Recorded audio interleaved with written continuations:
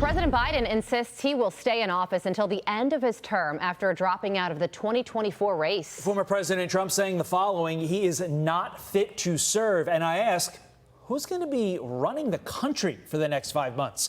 Trump 2024 National Press Secretary and Trump campaign surrogate Karoline Leavitt joins us now. Karoline, that is the question. Are the people running the country for the next 5 months the same people who pushed Joe Biden to the side, kicked him to the curb, stabbed him in the back? You know, democracy and all. Well, it is the number one question that every media pundit and journalist should be asking the Democrat Party, Joe Biden, and Kamala Harris. If Joe Biden, by his own admission, cannot continue to run for re-election, then he certainly is unable to govern. He can't negotiate with our foreign adversaries. He can't be trusted to protect our homeland from criminals and terrorists who wish to invade our country. We are now entering new unchartered territory where the President of the United States has admitted that he is unable to serve another 4 years. Our adversaries are certainly taking note of this, and it's a deeply concerning time. The Democrat Party elite who are controlling this process absolutely have to answer for who is making the decision, who is calling the shots. And I will add, the only reason we are having this conversation, the only reason Joe Biden dropped out of this race is because of President Trump's dominant debate performance just a few weeks ago. He blew the lid off of this cover-up, this scandal that the Democrat Party and the media were complicit in, covering up and lying to the American people about Joe Biden's cognitive decline. Now the lid has been blown off the can. Everyone sees Joe Biden for who he is, what he is, a corrupt career politician who is not fit to serve or lead this country. Karoline, there are those who say that this decision is a disaster for the Trump team because they built their campaign around defeating Joe Biden. What is your reaction to that?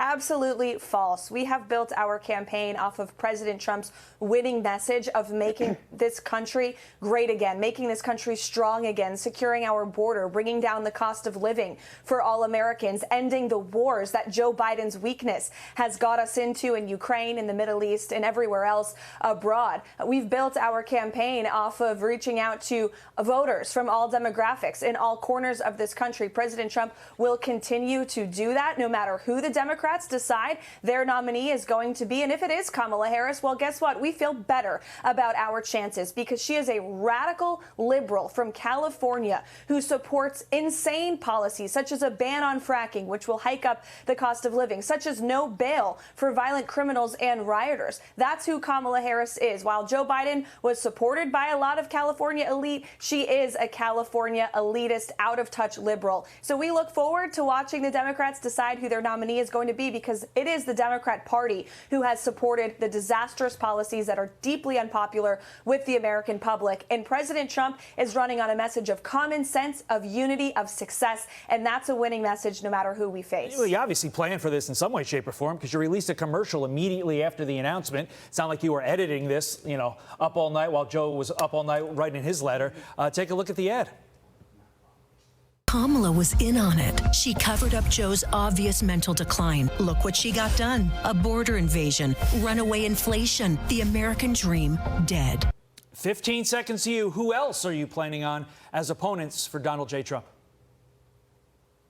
Well, whoever else the Democrat Party puts up, we will be ready to expose their record of supporting Joe Biden's disastrous policies over the last 4 years. And also, all Democrats have been complicit in the greatest lie to the American public in history, that Joe Biden was fit to serve, when we now know he was not. President Trump has been right about that since the beginning. The American people know it. That's why they trust him, and that's why he will win on November the 5th. 106 days to go until the election, and who knows, there could be still more twists and turns to come.